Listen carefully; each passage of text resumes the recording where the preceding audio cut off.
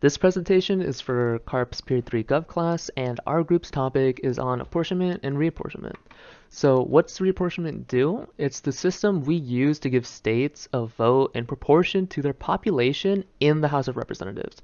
So it ensures a more accurate form of equal representation throughout the states because their populations aren't going to be equal, and therefore we need to give some states a higher voting ability than other states to reflect the population. So we decide how many votes a state gets based on the population and the formula, which is the method of equal proportions. And in that, the state gets a number of votes in the House equal to their population. So first, each state gets one vote in the House. And then after that, the remaining 385 seats are given based on their population and the formula. And that gives a more accurate form of representation because, as I said before, populations aren't equal in each state, as you can see here. Giving a state like Montana the same amount of votes as California wouldn't be an accurate representation of what the people in that state want. So the result is a population-based representation, and it also gives some states a higher value in the House than other states because of their greater population. And while that could seem unfair, it's literally based on population, so it's just accurately representing what the people want. So basically, each state gets at least one seat, and then through the method of equal proportion, they then assign the remaining 385 seats based on population, and using the values from each decennial census, they can reassign or reapportion the votes in the House. I'll talk more about reapportionment in 1 second. The intent of the system is to just ensure and maintain that equal representation of the population of the country is properly reflected. And it gives an easier way to assess what the millions of citizens in the US want by just having representation in the House of Representatives. Reapportionment is the distribution of seats in the U.S. House of Representatives based on the population. They reapportion in order to continue to give the people representation in our constantly changing population. Reapportionment started in 1929, and this was due to the Reapportionment Act. The Reapportionment Act of 1929 was a combined census and apportionment bill passed to establish a permanent method for apportioning a combined 435 seats in the U.S. House of Representatives to each of the states. These population changes caused the number of seats to be distributed amongst the states.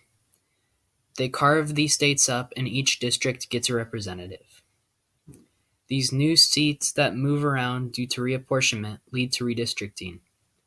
They will slice up the state based on population every 10 years to make sure that everyone has someone representing them. But there is a bit of controversy in this because it can lead to gerrymandering. Gerrymandering is what we use to describe when politicians take advantage of the system because there is no set way to reapportion the voter districts. So politicians can create districts that favor them instead of accurately representing the population.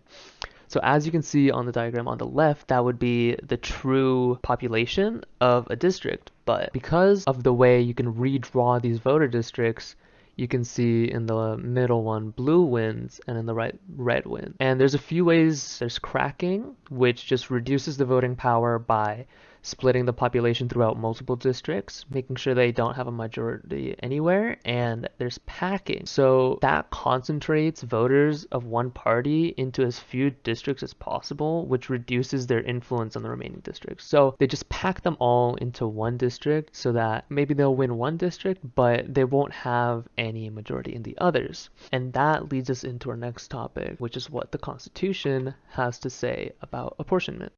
Okay, so this is Constitution in relation to apportionment. So the decennial census is the decision that is made once every 10 years. The constitutional ruling for determining this decennial census is to reapportion the U.S. House of Representatives. In the Constitutional Convention, the Constitution goes over apportionment. In Article 1, Section 2, the Constitution states that the House of Representatives is to be composed of members who are chosen every 2 years and by the people of the states. Amendment 14, Section 2, says that representatives shall be apportioned among the several states according to their respective numbers, counting the whole number of persons in each state, including Indians not taxed. Amendment 16 says that Congress has the power to lay and collect taxes on incomes without apportionment among the several states, and without regard to any census or enumeration. So, who is actually responsible for the reapportionment process? Well, it's the Census Bureau from the United States Department of Commerce. As stated in the Constitution, every 10 years they conduct a census, and using this data, they reapportion the House. So, how does the process of reapportionment work? Well, there's this really complicated equation, but looking at it, we don't really know what's going on, so let me explain further. First of all, there are 435 seats in the House of Representatives, and there's 50 states. So, as the Constitution says, each state should have at least one representative. So we do the math, and we're left with 385 seats. So how are the remaining seats distributed? Well, we use this equation. What this equation does is it lists all the states on a priority list. Basically, the states at the top of the list are in priority to receive a seat. So in this case, these are the top 6 states on the priority list. So, taking this list, they will give the first state on the list 1 seat, like this. After this, they will reuse the equation to re-rank the states again, which becomes something like this. Now we see that Texas is in front of California. So now Texas will receive a seat, and after Texas receives a seat, the process will go again, and they will re-rank all the states, and then this continues on and on until all the seats are distributed.